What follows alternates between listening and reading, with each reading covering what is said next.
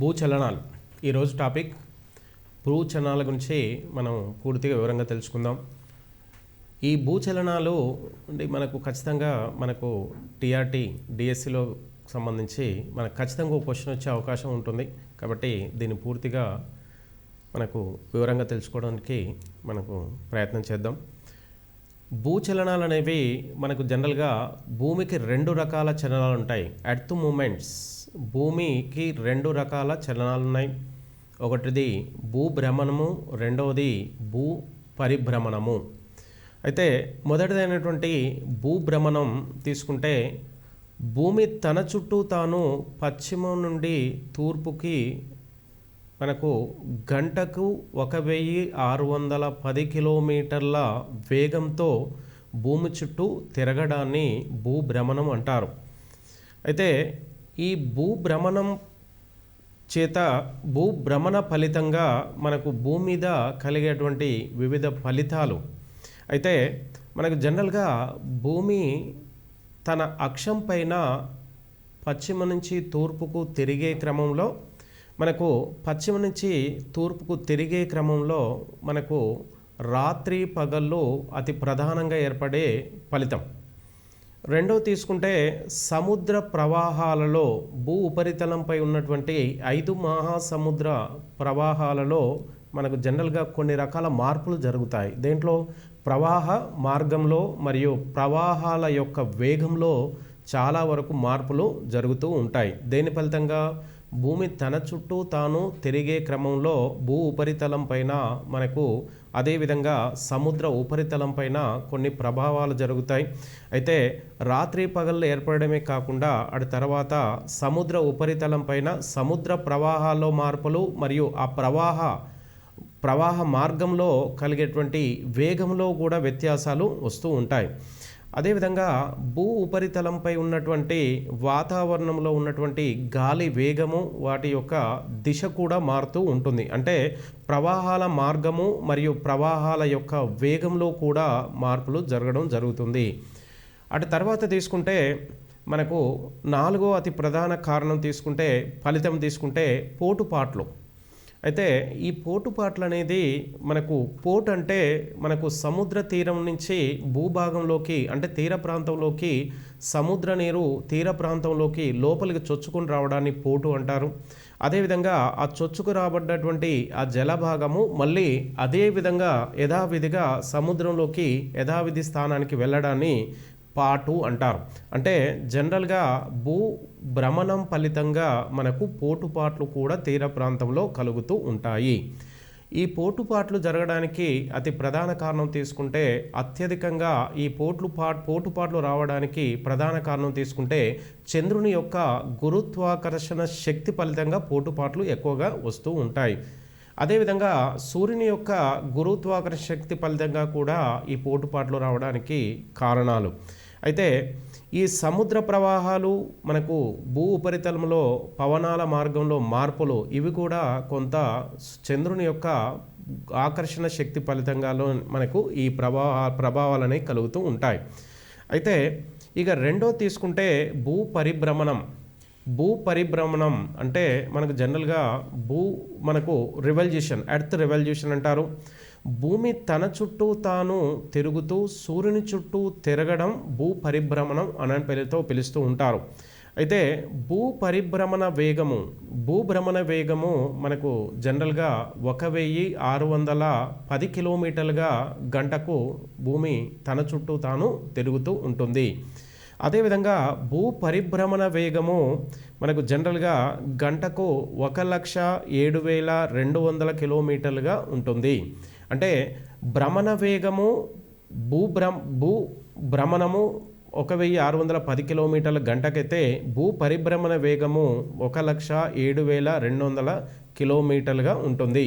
అంటే భూమి తన చుట్టూ తాను తిరుగుతూ సూర్యుని చుట్టూ పూర్తిగా ఒక భ్రమణం చేయడానికి జనరల్గా పట్టే కాలాన్ని సంవత్సరం 365 రోజులుగా మనం జనరల్గా తీసుకోవడం జరుగుతుంది.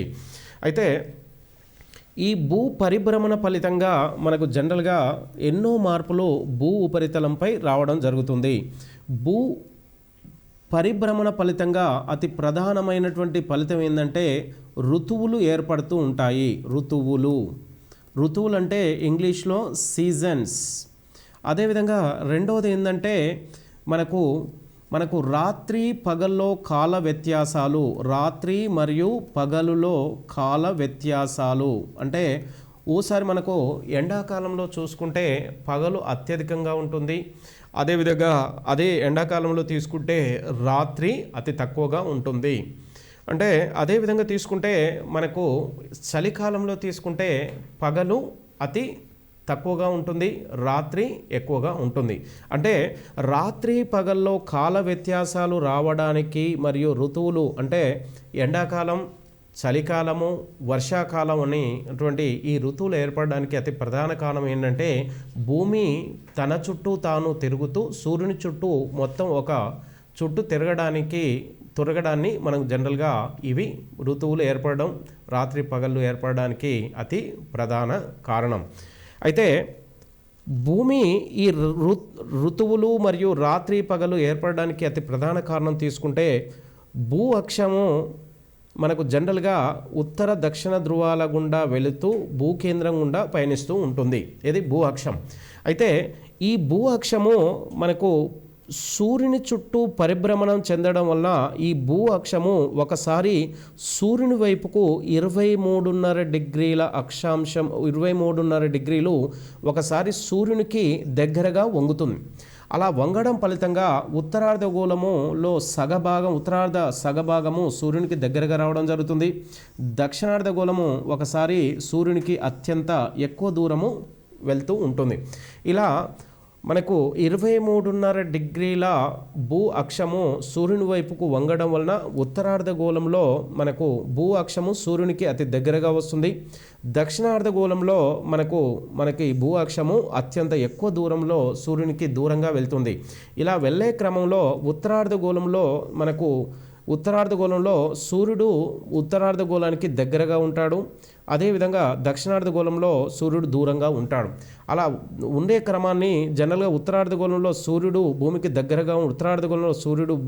దగ్గరగా ఉండడం వల్ల ఉత్తరార్ధగోళంలో మనకు ఎండాకాలం వస్తుంది. అదేవిధంగా దక్షిణార్ధగోళంలో సూర్యుడు అత్యంత ఎక్కువ దూరంలో ఉండడం వలన మనకు దక్షిణార్ధగోళంలో చలికాలము అంటే వింటర్ సీజన్ వస్తుంది. అంటే జనరల్గా భూ పరిభ్రమణం ఫలితంగా భూ అక్షము సూర్యుని వైపుకు 23.5 డిగ్రీలు సూర్యుని వైపుకు వంగడం చేత మనకు భూ ఉపరితలం పైన 2 ఫలితాలు ఏర్పడతాయి. ఒకటి ఋతువులు సీజన్స్ మరియు రెండవది రాత్రి పగళ్ళు కాల వ్యత్యాసాలు. ఈ 2 ఫలితాలు దేని ప్రభావం ఫలితంగా ఏర్పడుతున్నాయంటే మనకు భూ అక్షము సూర్యుని వైపుకు 23.5 డిగ్రీలు సూర్యుని వైపు వంగి ఉండడమే దీనికి అతి ప్రధాన కారణం. అయితే సౌర కుటుంబంలో సూర్యుడు కేంద్ర స్థానంలో ఉంటాడు. సూర్యుని చుట్టూ 8 గ్రహాలు కక్షా మార్గంలో మనకు వివిధ మార్గాల్లో ఇలా సూర్యుని చుట్టూ తిరుగుతూ ఉంటాయి. అయితే సూర్యునికి అతి దగ్గరగా ఉన్న గ్రహము బుధుడు, రెండవది శుక్రుడు, మూడవది భూమి సూర్యుని నుంచి 3వ స్థానంలో ఉండి మనకు సూర్యుని చుట్టూ మనకు అపసవ్య దిశలో సూర్యుని చుట్టూ పూర్తిగా ఒక రౌండ్ తిరగడానికి 1 సంవత్సర కాలం పడుతుంది. అయితే సూర్యుని చుట్టూ పూర్తిగా ఒక రౌండ్ తిరగడాన్ని మనకు జనరల్గా ఏమంటారంటే 1 సంవత్సర కాలం అంటారు. ఈ సంవత్సర కాలానికి జనరల్గా 365 1/4 రోజులు అంటారు. ఈ 365 1/4 రోజుల్ని 1 సంవత్సరంగా సూచిస్తూ ఉంటాము. అయితే ఇలా భూమి సూర్యుల మధ్య దూరము మనకు ఈ భూకక్ష అంటే భూమి సాధారణ మార్గంలో సూర్యుని చుట్టూ తిరిగే క్రమం ఈ సాధారణ మార్గాన్ని జనరల్గా కక్ష అంటారు, ఆర్బిట్. ఈ కక్ష యొక్క మొత్తం మధ్య దూరం ఈ కక్ష మొత్తం దూరము 965 మిలియన్ల కిలోమీటర్ల మొత్తం కక్షా మార్గం యొక్క దూరం. అయితే ఈ కక్షా మార్గంలో మనకు సూర్యుని చుట్టూ భూమి వివిధ స్థానంలో ఇలా తిరుగుతూ ఉంటుంది అపసవ్య దిశలో. ఇలా ఈ కక్షా మార్గం యొక్క ఆకారం జనరల్గా తీసుకుంటే దీర్ఘవృత్తాకారంలో ఉంటుంది. ఇలా దీర్ఘవృత్తాకారంలో ఉన్నటువంటి ఈ కక్ష ఒకసారి భూమికి అత్యంత ఎక్కువ దూరం వెళ్తుంది, ఒకసారి అతి తక్కువ దూరంలో సూర్యుడి నుంచి ఉంటుంది. అయితే మనకు జనరల్గా అత్యంత ఎక్కువ దూరం ఉండే ఈ స్థితిని ఏమంటారంటే అపహేలి అంటారు. అపహేలి. అత్యంత దగ్గరగా ఉండే ఈ స్థితిని ఏమంటారంటే పరిహేలి అంటారు. ఈ పరిహేలి స్థితిని మనకు జనరల్గా భూమి సూర్యుల మధ్య దూరం తక్కువగా ఉంటుంది. ఈ పరిహేలి అనే ఈ తక్కువ దూరం ఉండే ఈ రోజు ఏదంటే మనకు జనవరి 3వ తారీఖు నాడు పరిహేలి ఏర్పడుతుంది. అపహేలి జూలై 4వ తారీఖు నాడు అపహేలి మనకు జనరల్గా ఏర్పడుతూ ఉంటుంది. అపహేలి అంటే మనకు భూమి సూర్యుల మధ్య దూరం అత్యధికంగా ఉండడం, పరిహేలి అంటే భూమి సూర్యుల మధ్య దూరము అతి తక్కువగా ఉండడం. అతి తక్కువగా ఉండే ఈ రోజును జనవరి అంటారు, అత్యంత ఎక్కువగా ఉండే ఈ రోజుని జూలై 4గా సూచిస్తుంటారు. అయితే పరిహేలి మనకు జనరల్గా పరిహేలి సమయంలో భూమి సూర్యుల మధ్య దూరము 147 మిలియన్ కిలోమీటర్లుగా ఉంటుంది. అపహేలి స్థితిలో భూమి సూర్యుల మధ్య దూరం 152 మిలియన్ కిలోమీటర్లుగా ఉంటుంది. అయితే భూమి సూర్యుల మధ్య దూరము సరాసరి తీసుకుంటే 147 ప్లస్ 152 ప్లస్ 2 తీసుకుంటే 149.5 మిలియన్ కిలోమీటర్లుగా భూమి సూర్యుల మధ్య సరాసరి దూరంగా తీసుకోవడం జరుగుతుంది. అయితే ఈ భూ అక్షం అనేది భూమి వైపుకు ఒకసారి వంగి ఉండడం ఫలితంగా మనకు ఈ 2 ఫలితాలు ఏర్పడుతుంటాయి. ఋతువులు రాత్రి పగలు ఏర్పడుతుంటాయి. అదేవిధంగా అత్యంత ఎక్కువ దూరం ఉన్నప్పుడు మనకు ఈ చలికాలంలో దానికి అంటే ఋతువులు ఏర్పడే క్రమానికి మనకు ఉత్తరార్ధగోళంలో ఎండాకాలం ఉంటే దక్షిణార్ధగోళంలో చలికాలం ఉంటుంది. ఇలా మనకు కాల వ్యత్యాసాలు ఏర్పడడానికి కారణం తీసుకుంటే భూమి సూర్యుడి నుంచి వివిధ మార్గంలో వివిధ స్థానాల్లో సూర్యుని చుట్టూ ఇలా తిరగడమే దీనికి కారణం. అయితే మనకు జనరల్గా భూమి సూర్యుని చుట్టూ తిరిగే మార్గం భూకక్ష అంటారు. ఈ భూకక్ష పొడవు 965 మిలియన్ కిలోమీటర్లు. భూకక్ష దీర్ఘవృత్తాకారంలో ఉంటుంది. ఇప్పుడు చూపించినట్లు డయాగ్రామ్లో చూపించినట్టుగా భూ పరిభ్రమణలో భూమి యొక్క కక్షకు భూమి యొక్క అక్షం 66.5 డిగ్రీల కోణంలో వంగి ఉంటుంది. ఎలా అనే విషయం తీసుకుంటే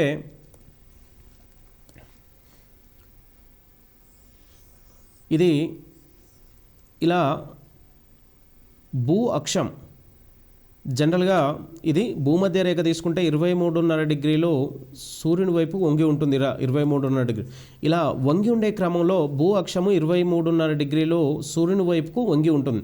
ఇలా వంగి ఉండే క్రమంలో భూకక్ష మార్గానికి ఈ భూ అక్షము 66.5 డిగ్రీలు భూ అక్షం వైపుకు కక్ష వైపుకు భూ అక్షం వంగి ఉంటుంది.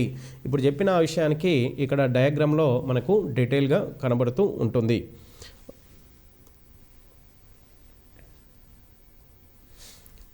రైట్. భూ పరిభ్రమణ ఫలితాల్లో తీసుకుంటే పగలు రాత్రుల్లో తేడాలు ఏర్పడతాయి మరియు ఋతువులు ఏర్పడుతూ ఉంటాయి. Okay right. అపహేలి భూమికి సూర్యునికి మధ్య అత్యధిక దూరం ఉండే స్థితిని అపహేలి అంటారు.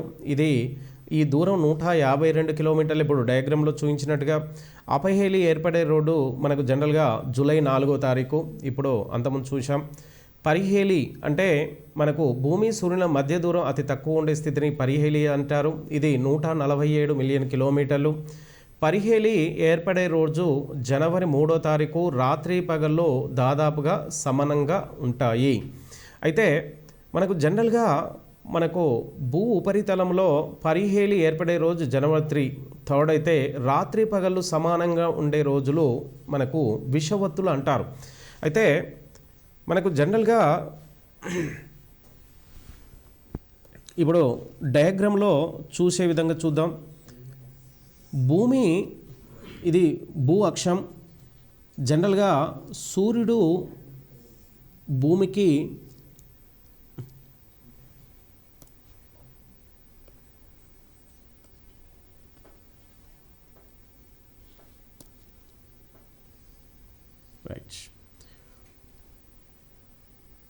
రైట్. సూర్యుడు ఎల్లవేళలా తూర్పు దిశలో ఉదయిస్తుంటాడు. అయితే ఇది భూమధ్య రేఖ, ఇది కర్కట రేఖ, ఇది మకర రేఖ. అయితే సూర్యకిరణాలు ఎల్లవేళలా భూ ఉపరితలం పైన కర్కట రేఖ, మకర రేఖల పైన, భూమధ్య రేఖ పైన ఎల్లవేళలా లంబంగా పడుతూ ఉంటాయి. అంటే భూమధ్య రేఖ, కర్కట రేఖ, మకర రేఖల మధ్య ఏదైతే ఈ ప్రాంతం ఉందో ఈ ప్రాంతము సూర్యుడి నుంచి ఎల్లవేళలా మనకు లంబాకారంలో, అంటే వెర్టికల్ రేసెస్, అంటే లంబంగా సూర్యకిరణాలు ఈ ప్రాంతంలో ప్రసరిస్తూ ఉంటాయి. అయితే మనకు మార్చి 21 మరియు మార్చ్ 21, అదేవిధంగా సెప్టెంబర్ 23 ఈ 2 రోజుల్లో ఈ సూర్యకిరణాలు భూమధ్య రేఖ పైన ఎల్లవేళలా లంబంగా పడతాయి. ఇలా లంబంగా పడ్డారు ఈ 2 రోజులను ఏమంటారంటే మనకు విష ఒత్తులు అంటారు. ఈ 2 రోజుల్లో మనకు ఉత్తరార్ధగోళంలో, దక్షిణార్ధగోళంలో రాత్రి పగలు దాదాపుగా సమానంగా ఉంటాయి. అంటే ఉత్తరార్ధగోళంలో రాత్రి 12 గంటలుంటే మనకు దక్షిణార్ధగోళంలో రాత్రి 12 గంటలే ఉంటుంది. ఉత్తరార్ధగోళంలో పగలు 12 గంటలు ఉంటే మనకు పగలు దక్షిణార్ధగోళంలో కూడా 12 గంటలే ఉంటుంది. అంటే ఎల్లవేళలా మనకు ఈ మార్చి 21, సెప్టెంబర్ 23 ఈ 2 రోజుల్లో మనకు ఉత్తరార్ధగోళంలో, దక్షిణార్ధగోళంలో రాత్రి పగల్లో ఎలాంటి వ్యత్యాసాలు, కాల వ్యత్యాసంలో ఎలాంటి మార్పులు జరగదు. కాబట్టి మనకు రాత్రి పగళ్ళు ఖచ్చితంగా 12 గంటలే ఉంటుంది ఈ 2 రోజుల్లో. కాబట్టి ఇలా రాత్రి పగళ్ళు సమానంగా ఉండే ఈ రోజుల్ని విషవత్తులు అంటారు. దీన్నే ఈక్వినాక్స్ అని ఇంగ్లీష్లో పిలుస్తూ ఉంటారు. అయితే మార్చి 21, సెప్టెంబర్ 23 ఈ 2 రోజుల్లో భూమధ్య రేఖ పైన మనకు సూర్యకిరణాలు లంబంగా పడతాయి. అదేవిధంగా మనకు జనరల్గా జూన్ 21వ తారీఖు కూడా మనకు కర్కట రేఖ పైన సూర్యకిరణాలు లంబంగా పడతాయి. మకర రేఖ పైన కూడా సూర్యకిరణాలు డిసెంబర్ 22న లంబంగా పడతాయి. అంటే సూర్యుడు మనకు ఎల్లవేళలా తూర్పు వైపునే ఉదయిస్తూ ఉంటారు. ఇలా ఉదయించే క్రమంలో మనకు కర్కట రేఖ, మకర రేఖల మధ్య ప్రాంతము ఎల్లవేళలా సూర్యకిరణాలని లంబంగానే మనకు ప్రసరిస్తూ ఉంటాయి. అయితే భూమధ్య రేఖ మీద మార్చి 21, సెప్టెంబర్ 23న లంబంగా పడితే మనకు కర్కట రేఖ పైన జూన్ 21న లంబంగా పడతాయి. అదేవిధంగా మకర రేఖ పైన కూడా డిసెంబర్ 22న సూర్యకిరణాలు లంబంగా పడతాయి. అయితే ఈ 2 రోజుల్లో మనకు రాత్రి పగలు భూమధ్య రేఖ పైన సమానంగా ఉంటాయి. కాబట్టి వాటిని విషవత్తులు మనకు ఈక్వినాక్స్ అంటారు. అయితే జూన్ 21న మనకు కర్కట రేఖ పైన సూర్యకిరణాలు లంబంగా పడడం చేత ఇక్కడ కర్కట రేఖ పైన జూన్ 21న మనకు రాత్రి పగళ్ళు దాదాపుగా సమానంగా ఉంటాయి. అదేవిధంగా జూన్ 21 అనేది మనకు ఉత్తరార్ధగోళంలో మొత్తం భూ ఉపరితలంలో అత్యంత ఉష్ణోగ్రత రికార్డ్ అయ్యే ప్రాంతం. అంటే అత్యంత పగటి కాలం ఉండే రోజు భూ ఉపరితలంపై జూన్ 21గా సూచిస్తూ ఉంటారు. జూన్ 21ని మనకు జనరల్గా ఉత్తరార్ధగోళంలో అత్యంత ఉష్ణోగ్రత దినంగా దాన్ని చూడడం జరుగుతుంది. అదేవిధంగా ఉత్తరార్ధగోళంలో జూన్ 21 అత్యంత ఉష్ణోగ్రత రికార్డ్ అయ్యే రోజు అయితే, అదేవిధంగా జూన్ 21 దక్షిణార్ధగోళంలో అత్యంత పగటి కాలం తక్కువగా, అతి తక్కువ ఉష్ణోగ్రత రికార్డ్ అయ్యే రోజుగా సూచించడం జరుగుతుంది. డిసెంబర్ 22 కూడా దక్షిణార్ధగోళంలో అత్యధిక ఉష్ణోగ్రత ఉంటే, ఉత్తరార్ధగోళంలో అత్యల్ప ఉష్ణోగ్రత రికార్డ్ అవుతుంది. అయితే ఈ 4 రోజుల్లో సూర్యకిరణాలు కర్కట రేఖ, మకర రేఖ మీద లంబంగా పడితే, భూమధ్య రేఖ మీద మనకు మార్చి 21, సెప్టెంబర్ 23న లంబంగా పడుతూ ఉంటాయి. అయితే ఈ సూర్యుని ఈ 4 రోజుల్లో మనకు జనరల్గా భూ ఉపరితలంలో ఎన్నో రకాల ఉష్ణోగ్రతలు అనుకోండి, వర్షపాతంలో అనుకోండి, మరియు ఋతువుల్లో అనుకోండి, ఎన్నో రకాల మార్పులు అనేది సాధారణంగా వస్తూ ఉంటాయి. భూమధ్య రేఖపై సూర్యకిరణాలు నిలువుగా మార్చి 21న సెప్టెంబర్ 23న పడతాయి. అంటే ఈ 2 రోజుల్లో భూమధ్య రేఖపై లంబంగా పడడం వలన ఈ 2 రోజుల్లో మనకు రాత్రి పగలు సమానంగా ఉంటాయి. కాబట్టి 2 రోజుల్ని మనకు జనరల్గా మనకు విషవత్తులు అనే పేరుతో పిలుస్తారు. రైట్. అయితే మార్చి 21ని వసంతకాల విషవత్తు అంటారు. మార్చి 21ని శరత్కాల విషవత్తు అని సెప్టెంబర్ 23న పిలుస్తుంటారు. అయితే కర్కట రేఖపై సూర్యకిరణాలు నిట్టనిలుగా పడే రోజు జూన్ 21. అదేవిధంగా మకర రేఖపై సూర్యకిరణాలు నిట్టనిలుగా పడే రోజు డిసెంబర్ 22. పగలు రాత్రిలో సుదీర్ఘంగా కల రోజు జూన్ 21. ఇది ఉత్తరార్ధగోళంలో. పగలు తక్కువగా గల రోజు డిసెంబర్ 22. అభిసరణ మండలం అనగా భూమధ్య రేఖ చుట్టూ, అంటే జనరల్గా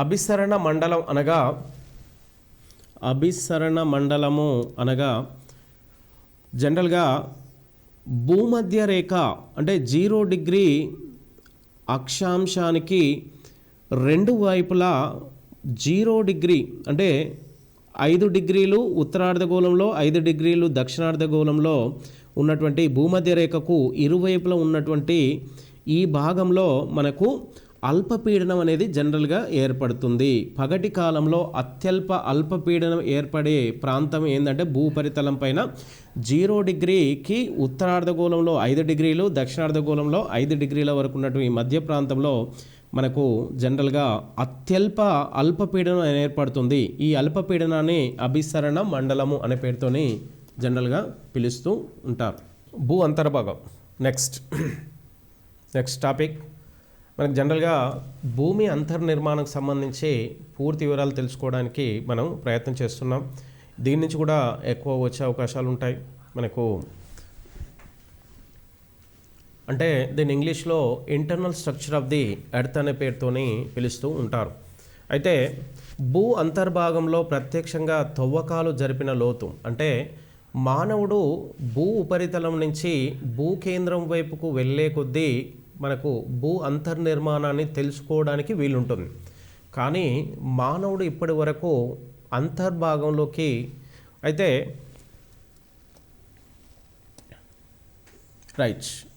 భూ ఉపరితలంలో దాదాపుగా సరాసరి ఉష్ణోగ్రత 15 డిగ్రీలు ఉంటుంది. ఇది భూకేంద్రం. అయితే మానవుడు భూ ఉపరితలం నుంచి భూకేంద్రం వైపుకు వెళ్ళే కొద్దీ టెంపరేచర్, ఉష్ణోగ్రత, పీడనం అంటే ప్రెజర్, అయితే అదేవిధంగా డెన్సిటీ అనే ఈ 3 అంశాలు మనకు భూకేంద్రం వైపుకు వెళ్ళే కొద్దీ పెరుగుతూ ఉంటాయి. అయితే భూ అంతర్నిర్మాణాన్ని మానవుడు ఏ విధంగా అంతర్నిర్మాణాన్ని తెలుసుకున్నాడనే విషయాన్ని తీసుకుంటే మనకు కొన్ని ఆధారాలు ఎలా ఉన్నాయంటే మనకు సిస్మో వేవ్స్ అంటారు. అంటే భూకంప తరంగాలైనటువంటి పిఎస్ఎల్ తరంగాలు. ఈ పిఎస్ఎల్ తరంగాల ద్వారా భూ అంతర్నిర్మాణాన్ని మొట్టమొదటిసారిగా కొంత నిర్మాణాన్ని తెలుసుకోవడానికి అవకాశం ఏర్పడింది. అయితే మనకు జనరల్గా భూ అంతర్నిర్మాణం లోపలికి వెళ్ళే కొద్దీ ఉష్ణోగ్రత, పీడనము, సాంద్రత వంటి ఈ 3 అంశాలు మనకు దాదాపుగా సహకరిస్తుంటాయి. ఈ అంశాల ఆధారంగా అంతర్నిర్మాణము, అదేవిధంగా భూకంప తరంగాల ద్వారా కూడా అంతర్నిర్మాణాన్ని కొంత తెలుసుకోవడానికి వీలు పడింది. అయితే మనకు ఉష్ణోగ్రత, టెంపరేచర్ మనకు జనరల్గా భూ ఉపరితలంలో 15 డిగ్రీల టెంపరేచర్ ఉంటే మనకు భూ అంతర్భాగంలోకి వెళ్ళే కొద్దీ ఆ ఉష్ణోగ్రత అనేది సాధారణంగా పెరుగుతూ ఉంటుంది. ఎలా పెరుగుతుందంటే భూ అంతర్భాగంలోకి 32 మీటర్లు భూ అంతర్భాగంలోకి వెళ్ళే కొద్దీ 1 డిగ్రీ టెంపరేచర్ అనేది పెరుగుతూ ఉంటుంది. అంటే భూ ఉపరితలం నుంచి మనకు ఆకాశం వైపు అంటే పైకి వెళ్ళే కొద్దీ ఉష్ణోగ్రత 1 కిలోమీటర్ పైకి వెళ్ళే కొద్దీ 6 డిగ్రీల ఉష్ణోగ్రత అనేది జనరల్గా తగ్గుతుంది. ఉపరితలం నుంచి మనకు ఆకాశం వైపుకు వెళ్ళే కొద్దీ. అదేవిధంగా భూ అంతర్భాగంలోకి వెళ్ళే కొద్దీ ప్రతి 32 మీటర్లకు 1 డిగ్రీ ఉష్ణోగ్రత అనేది పెరుగుతుంది. అలాగనే మనకు భూ ఉపరితలంలో 15 డిగ్రీలు ఉంటే భూ అంతర్నిర్మాణంలోకి వెళ్ళే కొద్దీ ఉష్ణోగ్రత గ్రాడ్యువల్గా పెరుగుతూ ఉంటుంది. అలా పెరగడము ఎంత పెరుగుతుందంటే ఏ రేషియోలో పెరుగుతుందంటే మొత్తం భూమి యొక్క వ్యాసార్థము 6440 కిలోమీటర్లుగా ఉంటుంది. మొత్తం భూ వ్యాసార్థము 6440 కిలోమీటర్లు. అంటే మనకు గ్రాడ్యువల్గా భూమి అంతర్నిర్మాణం భూమిలోకి వెళ్ళే కొద్దీ ఉష్ణోగ్రత ఈ రేషియో ప్రకారంగా దీనికి మొత్తం పెరుగుతూ ఉంటుంది. అంటే భూ రేడియస్ అంటే ఆ వ్యాసార్థం 6440 అంటే మనకు ప్రతి 32 మీటర్లు 1 డిగ్రీ పెరుగుతుంది. కాబట్టి ఉష్ణోగ్రత కేంద్రం వైపుకు వెళ్ళే కొద్దీ పెరుగుతూ మనకు సరాసరి భూకేంద్రం వద్ద ఉష్ణోగ్రత 6000 డిగ్రీల సెంటీగ్రేడ్గా రికార్డ్ అవుతుంది. అంటే అదేవిధంగా ఉష్ణోగ్రతతో పాటు పీడనం కూడా భూ అంతర్నిర్మాణంలోకి వెళ్ళే కొద్దీ పెరుగుతుంది. అదేవిధంగా మనకు సాంద్రత కూడా గ్రాడ్యువల్గా పెరగడం జరుగుతూ ఉంటుంది. భూ అంతర్భాగంలో ప్రత్యక్షంగా తవ్వకాల ద్వారా మానవుడు ఇప్పటి వరకు దాదాపుగా 3 కిలోమీటర్ల వరకు వెళ్ళాడు. అంటే దాదాపుగా 3 కిలోమీటర్ల సరాసరి భూ అంతర్భాగంలోకి మానవుడు ప్రవేశించారు. దేని పర్పస్? జలాన్ని వెలికి తీయడానికి, అదేవిధంగా భూ అంతర్నిర్మాణంలో ఉన్నటువంటి వివిధ రకాల ఖనిజాలు అయినటువంటి ఇనుమును, బొగ్గుని మనకు వెలికి తీసే క్రమంలో మానవుడు 3 కిలోమీటర్ల వరకు మాత్రమే ప్రవేశించాడు దాదాపుగా. అయితే భారతదేశంలో అత్యంత లోతైనటువంటి గనులు అంటే ఇది కోలార్ గనులు. ఇది ఎక్కడుందంటే బంగారు గని, ఇది కర్ణాటకలో ఉంది. కోలార్ బంగారు గని. ఈ బంగారు గని లోతు ప్రస్తుతం 2750 కిలోమీటర్లు. అయితే దీంతో సమానమైనటువంటి లోతైనటువంటి మరో గని కేత్రి గని, ఇక్కడ కాపర్ మనకు ఖనిజాన్ని వెలికి తీసుకున్నారు.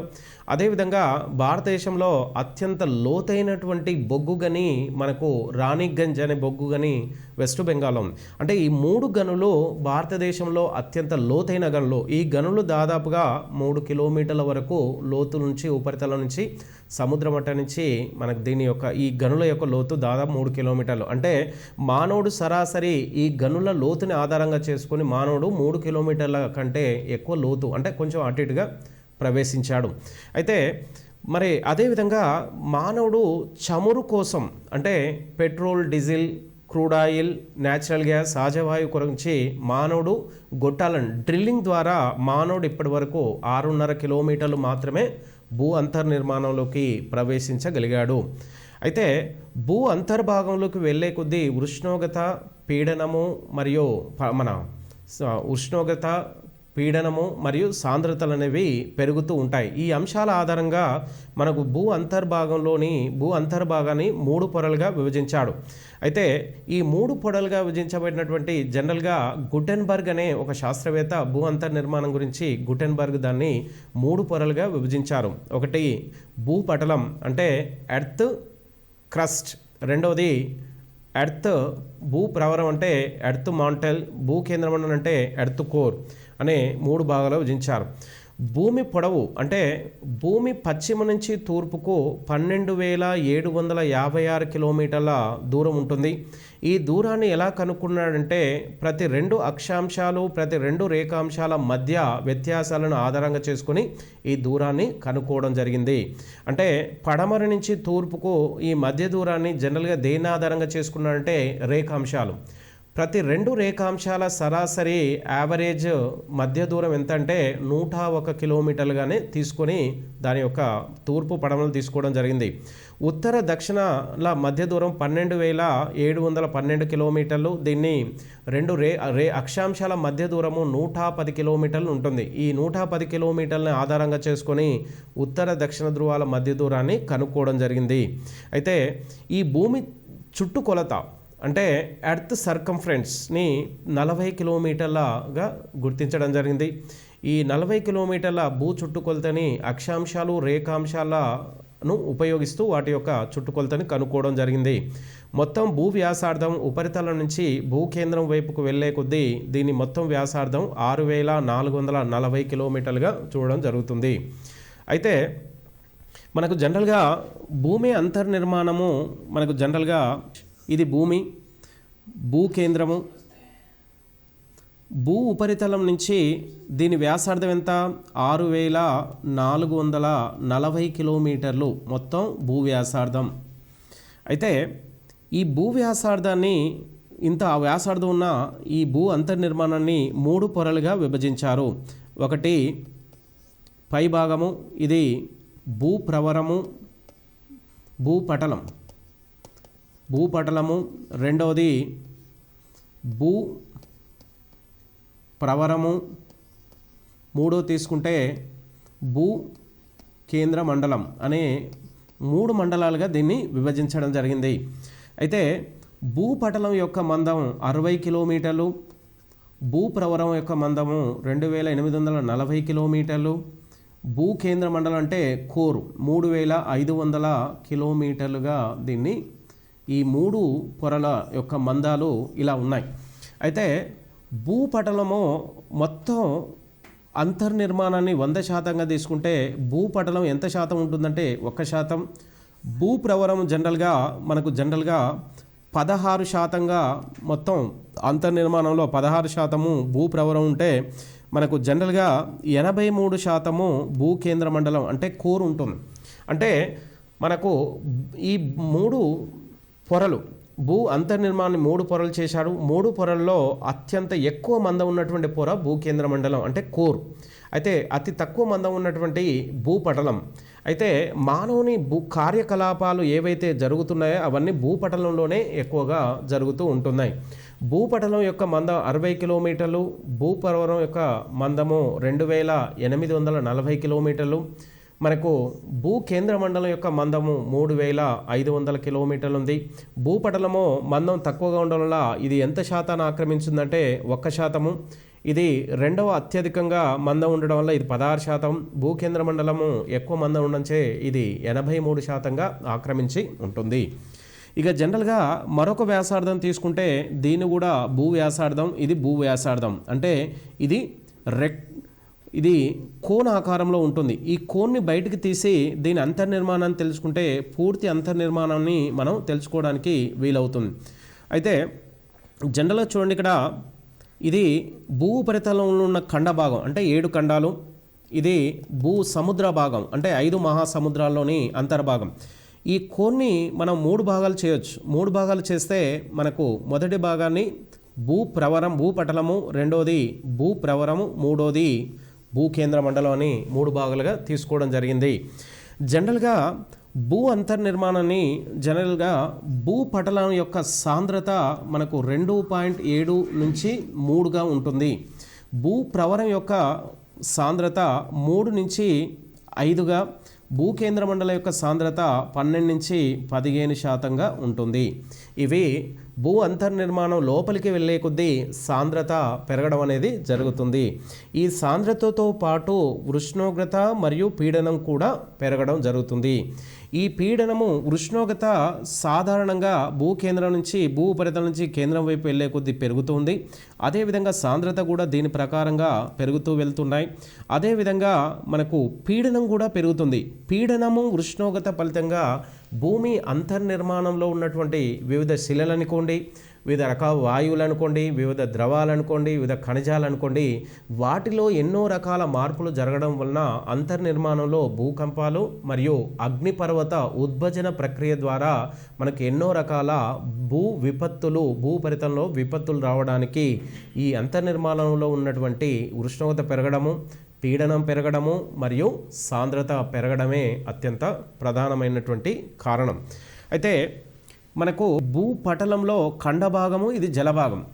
ఈ ఖండభాగం అంతర్నిర్మాణంలో మనకు జనరల్గా సుయాస్ అనే ఒక శాస్త్రవేత్త భూ అంతర్నిర్మాణంలో రసాయనిక సమ్మేళనాలను ఆధారంగా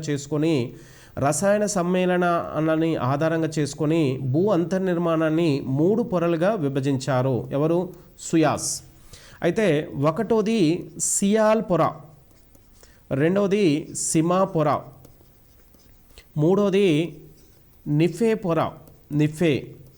సియాల్ అంటే సిలికాన్ ప్లస్ అల్యూమినియం, రెండవది సిలికాన్ ప్లస్ మెగ్నీషియం, మూడో తీసుకుంటే నికెల్ ఫెర్రస్ అంటే ఇనుము, nickel ferrous, silicon magnesium, silicon aluminium. అయితే మనకు సియాస్ ప్రకారం భూ అంతర్నిర్మాణంలో రసాయనిక సమ్మేళనాలను ఆధారంగా చేసుకొని మనకు భూ అంతర్నిర్మాణాన్ని సుయాస్ 3 పొరలు చేశాడు. ఒకటి సియాల్ పొర, దీంట్లో సిలికాన్ అల్యూమినియం అనే ఖనిజాలు అత్యధికంగా ఉంటాయి. రెండవది సిమా పొర, ఇందులో సిలికాన్ మెగ్నీషియం అత్యధికంగా ఉంటాయి. మూడవ తీసుకుంటే నికెల్ ప్లస్ ఫెర్రస్, ఈ 3 ఖనిజాలు అత్యధికంగా ఉంటాయి. అయితే మనకు జనరల్గా సియాల్ పొర భూ అంతర్నిర్మాణంలో ఖండ అంతర్భాగంలో ఉండే ఈ భాగాన్ని సియాల్ లేయర్ అంటారు. అంటే భూపటలంలో ఖండ అంతర్భాగంలో అత్యధికంగా ఏ ఖనిజాలు ఉంటాయంటే సిలికాన్ అల్యూమినియం. అయితే సముద్ర అంతర్భాగంలో మనకు జనరల్గా అత్యధికంగా ఖండ భాగానికి సముద్ర అంతర్భాగంలో సీబెడ్ కింద ఉన్నటువంటి ఈ పొరలో మనకు సియాల్ సిమా పొర అనేది ఉంటుంది. అయితే జనరల్గా మనకు సుయాస్ ప్రకారం మొదటి రసాయనిక పొరలైనటువంటి సియాల్ సిమా, ఈ 2 పొరలు కూడా మనకు భూపటలంలోనే ఉంటాయనేది మనం అర్థం చేసుకోవచ్చు. ఇక ఆ తర్వాత తీసుకుంటే మనకు భూప్రవరం 2840 కిలోమీటర్ల మందం ఉన్నటువంటి ఈ భూప్రవరములో మనకు అత్యధికంగా సిలికాన్ ఉంటుంది. మనకు లోహ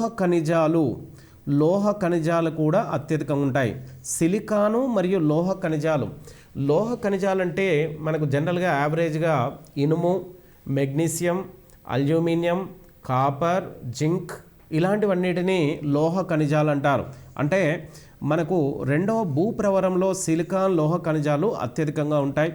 అదేవిధంగా మనకు 3వ పొర అయినటువంటి భూకేంద్ర మండలంలో మనకు అత్యధికంగా ఉండే ఖనిజాలు ఏంటంటే నికెల్ ఫెర్రస్ అంటే ఇనుము. అయితే మనకు జనరల్గా మనకు భూకేంద్ర మండలాన్ని మనకు 2 భాగాలుగా విభజించవచ్చు. బాహ్య భూకేంద్ర మండలం, రెండవది అంతర్భూకేంద్ర మండలం. బాహ్య భూకేంద్ర మండలాన్ని మనకు పైన అంటే భూకేంద్ర మండలం 2 భాగాలు విభజిస్తే ఇది ఈ భాగానికి పైన ఉన్న ఈ భాగాన్ని బాహ్య భూకేంద్ర మండలం, కింది దాన్ని మనకు అంతర్భూకేంద్ర మండలం.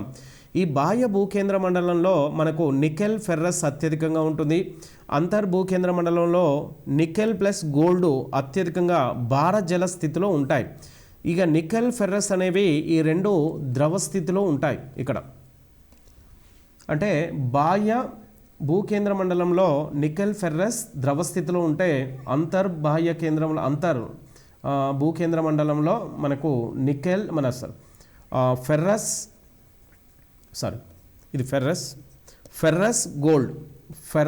గోల్డ్ అత్యధికంగా మనకు కేంద్ర మండలంలో అత్యధికంగా ఉంటాయి.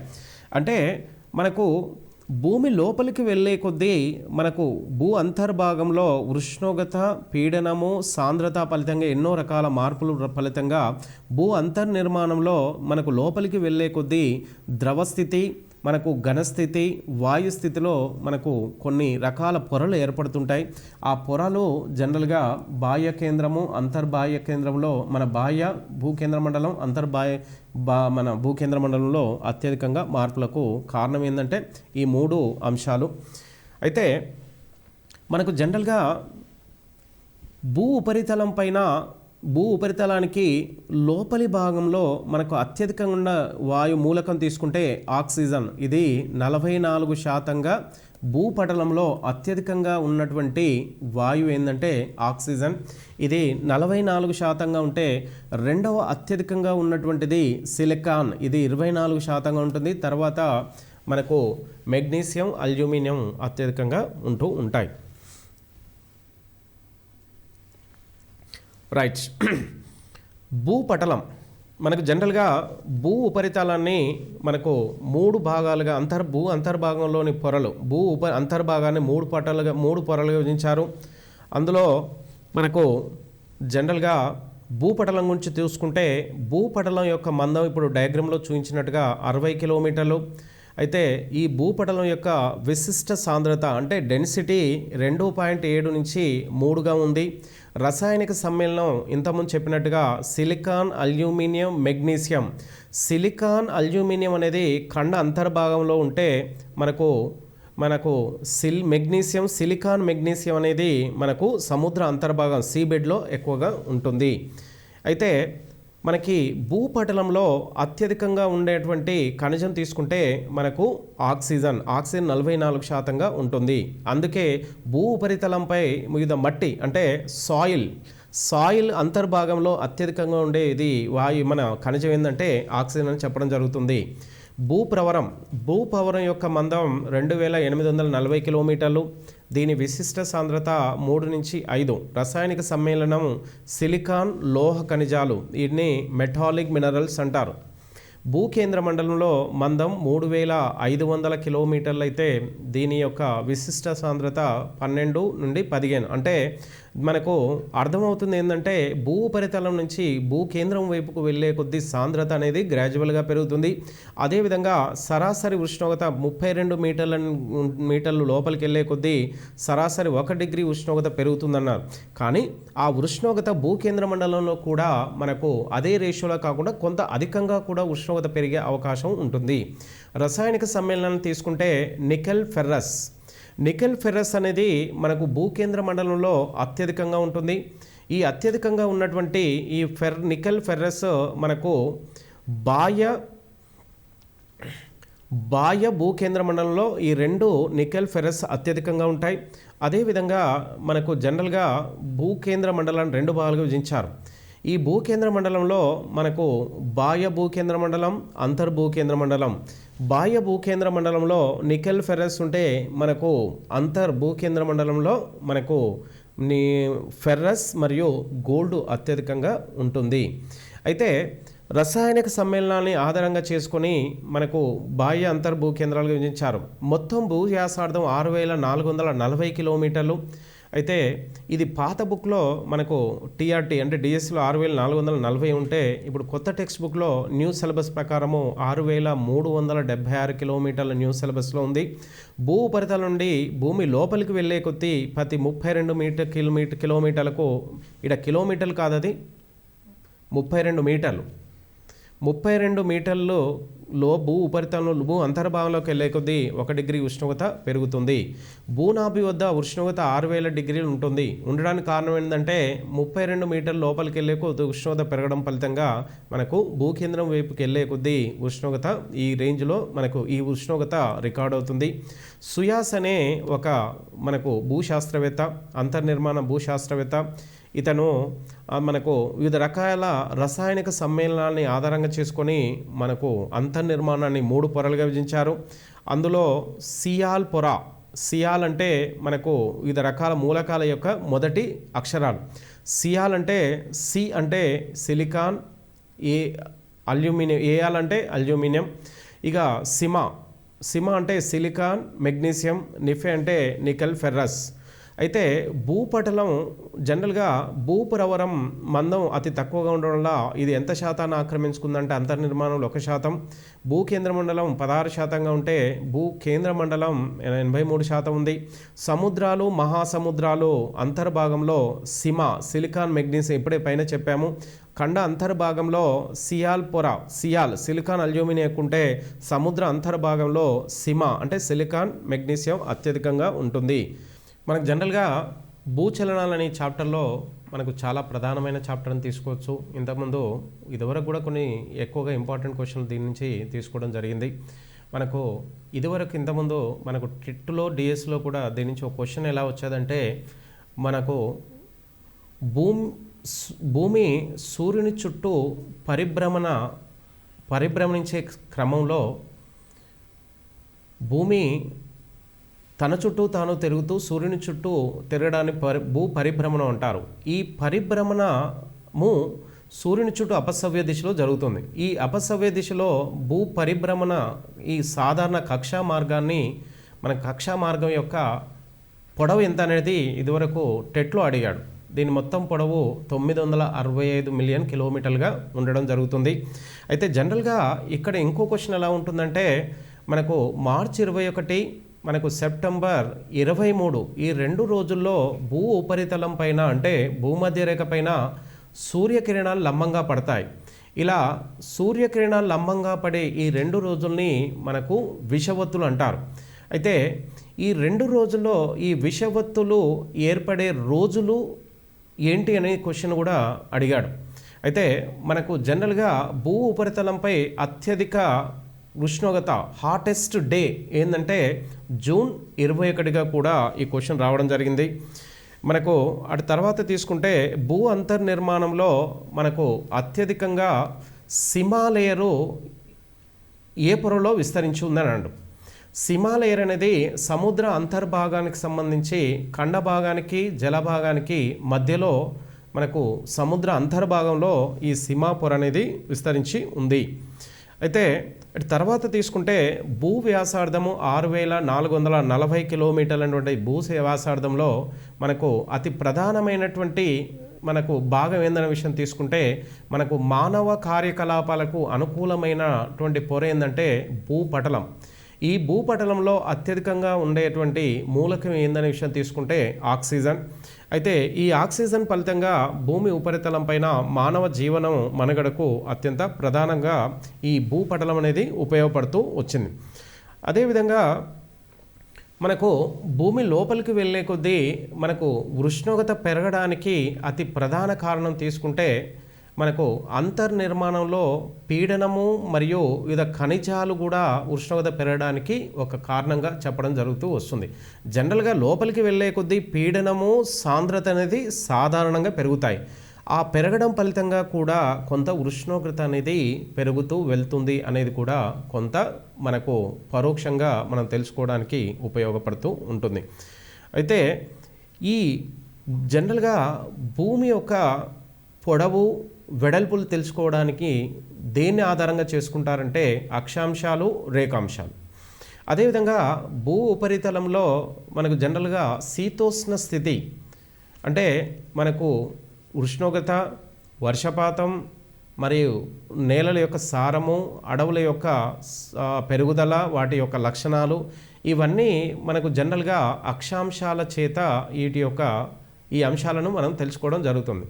అదేవిధంగా రేఖాంశాలు ఎలా ఉపయోగపడతాయనే ఇష్యూ తీసుకుంటే మనకు జనరల్గా మనకు ఈ కాలాన్ని కనుక్కోవడానికి రేఖాంశాలు అతి ప్రధాన కారణంగా మనం చెప్పడం జరుగుతుంది.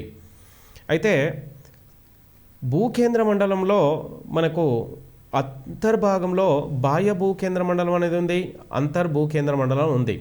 అయితే అంతర్భూకేంద్ర మండలంలో మనకు భారజల ఖనిజాలు అంటారు.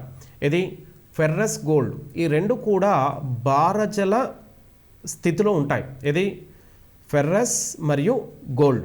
అదే బాహ్య కేంద్ర మండలంలో నికెల్, ఫెర్రస్ ఉంటుంది. ఇది లిక్విడ్ స్టేజెస్లో ఈ 2 ఖనిజాలు బాహ్య భూకేంద్ర మండలంలో ఉండడం జరుగుతూ ఉంటుంది. అయితే ఈ మనకు సుయాస్ అంతర్నిర్మాణం ప్రకారము మనకు సియాల్, సిమా అనే 2 పొరలు కూడా మనకు భూపటలంలోనే ఉంటాయనేది మనం గుర్తుంచుకోవాలి.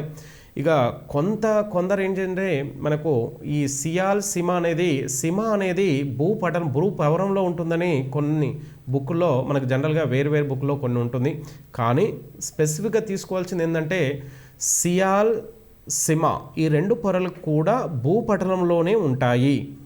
అవి ఎలా ఉంటాయనే విషయం తీసుకుంటే సియాల్ అనేది మనకు ఖండ అంతర్భాగంలో అంటే మనకు భూ ఉపరితలంపై ఉన్నటువంటి మనకు భూస్వరూపాల కింద ఉన్నటువంటి అత్యధికంగా ఉండే ఖనిజాలు ఏంటంటే సిలికాన్, అల్యూమినియం.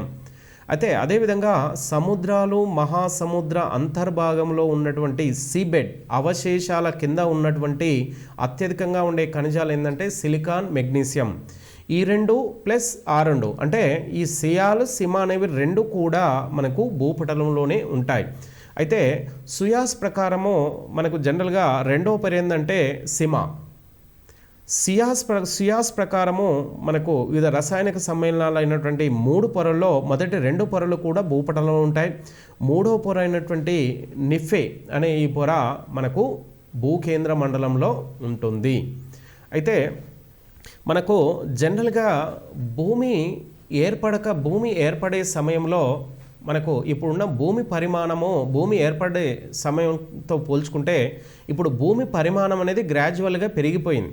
ఇలా భూమి పరిమాణం పెరగడానికి అతి ప్రధాన కారణం తీసుకుంటే మనకు విశ్వం నుంచి వివిధ రకాలైనటువంటి విశ్వాంతర ధూళి విశ్వం నుంచి భూ ఉపరితలానికి రావడం చేత భూమి యొక్క పరిమాణం పెరుగుతూ ఉంటుందనేది మనకు వివిధ సిద్ధాంతాల ద్వారా తెలియజేస్తున్నారు. ఇలా భూ ఉపరితలంలో మనకు అత్యధికంగా మనకు సియాల్ అంటే సిలికాన్ అల్యూమినియం అనేది విశ్వం నుంచే భూ ఉపరితలంలోకి రావడం జరిగింది. అదేవిధంగా సిలికాన్ మెగ్నీషియం కూడా విశ్వం నుంచే భూ ఉపరితలంలోకి రావడం అనేది జరుగుతూ వచ్చింది. అంటే మనకు జనరల్గా విశ్వం నుంచే సిలికాన్ అల్యూమినియం, సిలికాన్ మెగ్నీషియం అనే ఈ 3 రకాల ఖనిజాలు విశ్వాంతర ధూళి అనే మన పదార్థం నుంచి భూ ఉపరితలంలోకి వచ్చి మన భూమి పరిమాణం పెరగడం చేత ఈ సిలికాన్ అనేది జనరల్గా ఎలా ఉపయోగపడుతుందంటే ఇప్పుడు ఎలక్ట్రానిక్స్, ఎలక్ట్రికల్గా మనకి ఎక్కువ సిలికాన్ ఎక్కువగా ఉపయోగపడుతూ వస్తూ ఉంటుంది. ఇక మనకు జనరల్గా ఈ భూ వ్యాసార్థం 6440 కిలోమీటర్లు అనే ఈ భూ వ్యాసార్థం మనకు డిఎస్సి అంటే టీఆర్టీలో మనకు పాత సిలబస్ ప్రకారంగానే ఇస్తున్నారు కాబట్టి కొత్త సిలబస్లో 6376 కిలోమీటర్లుగా ఉంది. పాత సిలబస్లో 6440 కిలోమీటర్లుగా ఉంది. కాబట్టి మనకు దాదాపు 6440 వచ్చే అవకాశం ఉంటుంది. అయితే మనకు జనరల్గా భూ వ్యాసార్థం భూమికి అంతర్భాగంలో భూ ఉపరితలం నుంచి కొంత అంతర్భాగంలో అత్యధికంగా ఉండే మూలకం ఆక్సిజన్గానే మనం తీసుకోవడం జరుగుతూ ఉంటుంది.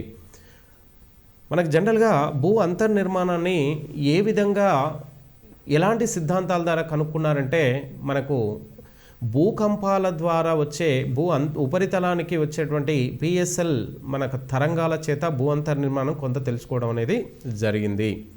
మనకు ఈ భూ అంతర్నిర్మాణంలో అత్యధికంగా అతి ప్రధానమైన పొరలు ఈ 3 పొరలు, వాటి యొక్క సాంద్రతలు, వాటి యొక్క వివిధ పొరల మందాలు అంటే థిక్నెస్, భూ కేంద్రం వద్ద ఉష్ణోగ్రత ఎందుకు పెరుగుతుంది, అటు తర్వాత భూ ఉపరితలంలో సరాసరి ఉష్ణోగ్రత, భూ ఉపరితలంలో అత్యధికంగా ఏ మూలకం ఉంది, ఏ వాయువు ఉంది అనే విషయాన్ని మనం జనరల్గా తెలుసుకోవడం అనేది ఇంపార్టెంట్. అదేవిధంగా ఇక భూచలనాల్లో తీసుకుంటే అతి ప్రధానంగా భూ ఉపరితలంలో అత్యంత ఫలితాలు అనేవి మనకు భూ పరిభ్రమణలోనే కలుగుతూ ఉంటాయి. అయితే ఉత్తరార్ధగోళం కానీ దక్షిణార్ధగోళం కానీ భూమికి సూర్యునికి దగ్గరగా వెళ్ళడం వలన మనకు ఎండాకాలం, దూరంగా వెళ్ళడం వలన మనకు చలికాలం అనేది కలుగుతున్నాయి. అంటే ఈ రెండింటిని కంపేర్ చేసుకుంటూ వెళ్తే మనకి చాప్టర్లో ఎక్కువగా అవకాశాలు ఉన్నాయి. మనకు కర్కట రేఖపై ఏ రోజు మనకు కిరణాలు నిటనులుగా పడతాయి అంటే జూన్ 21. ఈ రోజుని మనకు జనరల్గా అత్యంత ఉష్ణోగ్రత నమోదయ్యే రోజుగా, అత్యుష్ణ రోజుగా, అదేవిధంగా ఉత్తరార్ధగోళంలో అత్యుష్ణ రోజుగా జూన్ 21 ఉంటే దక్షిణార్ధగోళంలో జూన్ 21 అత్యల్ప ఉష్ణోగ్రత రోజుగా ఉంటుంది. ఇక అదేవిధంగా డిసెంబర్ 21న దక్షిణార్ధగోళంలో అత్యుష్ణం ఉంటే మనకు ఉత్తరార్ధగోళంలో అత్యల్పం ఉంటుంది. ఇక జనరల్గా ఈ పరిహేలి, అపహేలి ఏ రోజు జరుగుతుంది అనేది మనం జనరల్గా చాలా ప్రధానం ఉంటాయి. ఇక పరిహేలి అనేది మనకు జనరల్గా ఏ రోజు జరుగుతుంది ఇష్యూ తీసుకుంటే జనవరి 3 ఇది ప్రధానంగా ఉంటుంది. పరిహేలి సమయంలో భూమి సూర్యుల మధ్య ఉన్నటువంటి మధ్య దూరాన్ని కూడా ప్రధానంగా చూసుకోవాల్సి వస్తుంది, 147 మిలియన్ కిలోమీటర్లు. అదేవిధంగా అపహేలి అంటే భూమి సూర్యుల మధ్య దూరం అత్యధికంగా ఉంటుంది. ఈరోజు మనకు జనరల్గా జూలై 4వ తారీఖు ఉంటుంది. ఈరోజు అంటే ఆ రోజు ఏర్పడే రోజు ఆ భూమి సూర్యుల మధ్య దూరం 152 మిలియన్ కిలోమీటర్లుగా ఉంటుంది. అయితే ఈ దూరాలను కంపేర్ చేసుకుంటూ మనం ఒక మ్యాప్ ప్రకారం ఇప్పుడు చూపిన మ్యాప్ ప్రకారం వెళ్తే మనకు దాదాపుగా మనకు ఈజీగా అర్థం చేసుకోవడానికి ఉంటుంది. అయితే విషువత్తులో మార్చి 21 వసంతకాల విషువత్తు అన్నాడు, శరత్కాల విషువత్తు అన్నాడు. అంటే ఎండాకాల విషువత్తు మనకు వర్షాకాల విషువత్తు అనే పేరుతోని, శీతాకాల విషువత్తు అనే పేరుతోని జనరల్గా దీన్ని పిలుస్తూ ఉంటారు విషువత్తులని.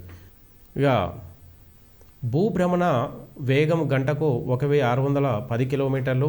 భూ పరిభ్రమణ వేగము సూర్యుని చుట్టూ పరిభ్రమణ వేగం 1,07,220 కిలోమీటర్లు. ఇవి కూడా ఒకసారి భూభ్రమణ వేగం ఎంత అనేది ఇంతకుముందు టెట్లో అడిగాడు. అయితే రాత్రి పగళ్ళు ఏర్పడడానికి అతి ప్రధాన కారణం తీసుకుంటే మనకు రాత్రి పగలు ఏర్పడడానికి ప్రధాన కారణం చూసుకుంటే భూమి తన చుట్టూ తను తిరగడం అతి ప్రధాన కారణం. భూ పరిభ్రమణం వల్ల ఫలితంగా మనకు ఋతువులు మరియు రాత్రి పగళ్ళు ఏర్పడుతుంటాయి. వీటి ప్రధాన కారణం ఏంటంటే భూ అక్షము లంబంగా ఉండకుండా 23.5 డిగ్రీలు వంగి ఉండడం. ఈ వంగి ఉండడం ఫలితంగా ఎలాంటి ఫలితాలు ఏర్పడతాయంటే మనకు జనరల్గా ఋతువులు ఏర్పడుతున్నాయి, రాత్రి పగల్లో తేడాలు వస్తున్నాయి. కాబట్టి ఇవి రావడానికి ప్రధాన కారణం ఏంటంటే భూ అక్షము సూర్యుని వైపుకు 23.5 డిగ్రీలు ఒకసారి వంగి ఉండడం, ఒకసారి సూర్యునికి దూరంగా వెళ్ళడం ఫలితంగా మనకు ఋతువులు ఏర్పడుతున్నాయి, రాత్రి పగల్లో మనకు అవి ఏర్పడుతున్నాయి. కాబట్టి ఈ పాయింట్లు మనం కొంచెం జాగ్రత్త చేసుకుంటూ వెళ్తే సరిపోతుంటుంది.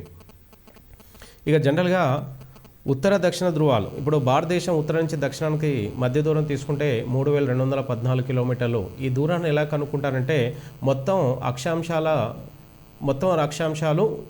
రెండు అక్షాంశాల మధ్య దూరం అయినటువంటి మధ్య దూరం ప్లస్ మొత్తం అక్షాంశాలని మనకు మల్టిప్లై చేయగా వస్తుంది. అంటే ప్రతి రెండు అక్షాంశాల మధ్య దూరము 110 కిలోమీటర్లు ఉంటుంది. భారతదేశం నుంచి 29 ఇంటూ 110 కిలోమీటర్లు మల్టిప్లై చేస్తే మొత్తం ఉత్తరం నుంచి దక్షిణానికి మొత్తం దూరం 3214 కిలోమీటర్లు అనేది మనం క్యాలిక్యులేట్ చేయొచ్చు.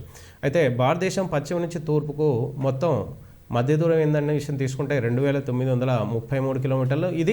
ఇది రేఖాంశాలని ఆధారంగా చేసుకొని దీన్ని తెలుసుకోవడం జరుగుతుంది. భూ ఉపరితలంపై ఉన్నటువంటి వివిధ ప్రకృతి సిద్ధ మండలాల గురించి మనకు ఖచ్చితంగా అందులో క్వశ్చన్ వచ్చే అవకాశం ఉంటుంది. కాబట్టి మనకు ప్రకృతి సిద్ధ మండలాలు మనకు జనరల్గా దేని గురించి తెలుసుకుంటాయంటే మనకు ఉష్ణోగ్రత, వర్షపాతం మరియు అరణ్యాల యొక్క దట్టమైన అరణ్యాలని ఆధారంగా చేసుకొని ప్రకృతి సిద్ధ మండలాన్ని 13 ప్రకృతి సిద్ధ మండలాలు ఏర్పాటు చేశారు.